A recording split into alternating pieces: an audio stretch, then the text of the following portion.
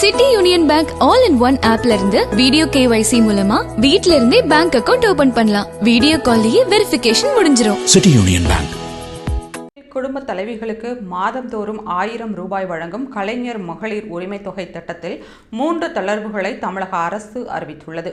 தகுதி இருந்தும் பல பெண்களின் விண்ணப்பங்கள் நிராகரிக்கப்பட்டதாக புகார் எழுந்த நிலையில் விடுபட்டவர்களுக்கு வரும் ஆகஸ்ட் அல்லது செப்டம்பர் மாதம் முதல் உரிமை தொகை வழங்கப்படும் என முதல்வர் ஸ்டாலின் அறிவித்தார். இந்நிலையில் மகளிர் உரிமை தொகையில் புதிதாக 3 பிரிவினருக்கு மட்டும் விதிவிலக்குகளை கொடுத்து தமிழ்நாடு அரசு அரசாணை வெளியிட்டுள்ளது. அதன்படி அரசு துறைகளில் சிறப்பு காலமுறை சம்பளம் பெற்று இப்போது ஓய்வூதியம் பெறுபவர்களின் வீட்டில் இருக்கும் ஓய்வூதியதாரர்கள் அல்லாத பெண்கள் இனி மகளிர் உரிமை தொகையை பெற விண்ணப்பிக்கலாம். அதேபோல அரசு திட்டங்களில் மானியம் பெற்று 4 சக்கர வாகனம் வைத்திருக்கும் குடும்பங்களில் இருக்கும் பெண்கள் இனி மகளிர் உரிமை தொகை பெற விண்ணப்பிக்க தகுதியானவர்கள் என்று தமிழக அரசு விதிகளை தளர்த்தியுள்ளது.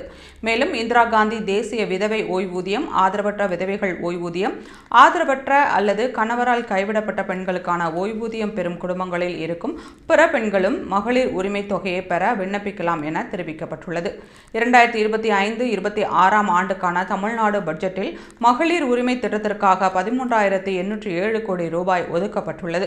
இந்த திட்டத்தில் பயனாளர்களை அதிகரித்துள்ளதன் மூலம் கூடுதல் நிதியை தமிழக அரசு எவ்வாறு ஒதுக்கப் போகிறது என்ற கேள்வி எழுந்துள்ளது.